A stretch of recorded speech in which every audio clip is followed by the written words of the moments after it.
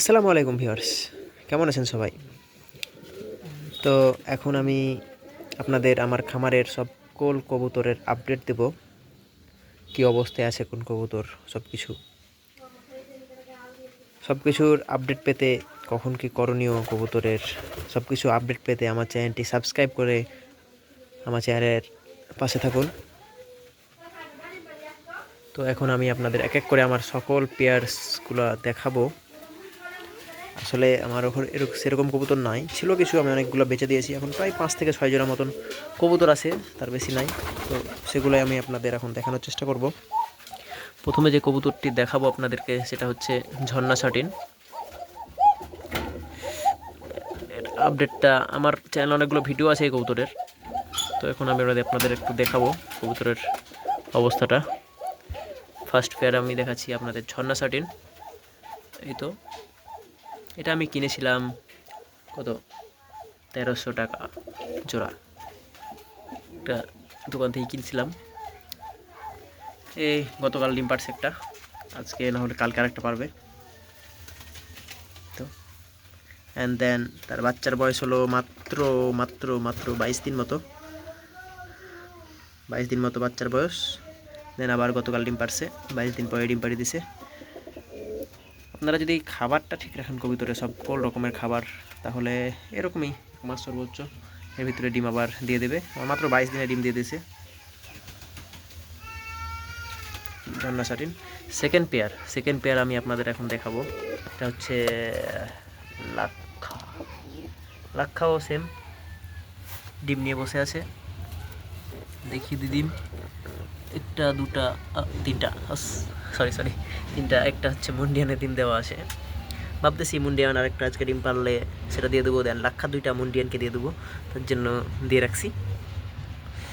কারণ মুন্ডিয়ান সেরকম বাচ্চা করতে পারে না, করলেও একটা মেরে ফেলে দেয়, এই জন্য। এটা সেকেন্ড পেয়ার আমার। অ্যান্ড দেন এটা লাগিয়ে দেয়। থার্ড পেয়ারের দিকে যাই। থার্ড পেয়ার কি আছে এখানে? নিচে আছে মুন্ডিয়ান। আজকে একটা ডিম পারবে, দেন ওদেরকে দেবো। এটা মুন্ডিয়ানের নর, আর ওইটা হচ্ছে আরেকটা বাচ্চা, এদেরই বাচ্চা। এইটার ভিতরে যেটা দেখলেন এটার বাচ্চা হচ্ছে এইটা। একটাই হয়েছে মাত্র এই পর্যন্ত, 3টা হয়েছিল, তার ভিতরে একটা খাইছি সমস্যার কারণে, আর একটা মারা গেছিলো, আর এটা একটা। 3টা থার্ড পেয়ার দেখলেন। এবার দেখায় আপনাকে ফোর্থ পেয়ার। এটা দেশি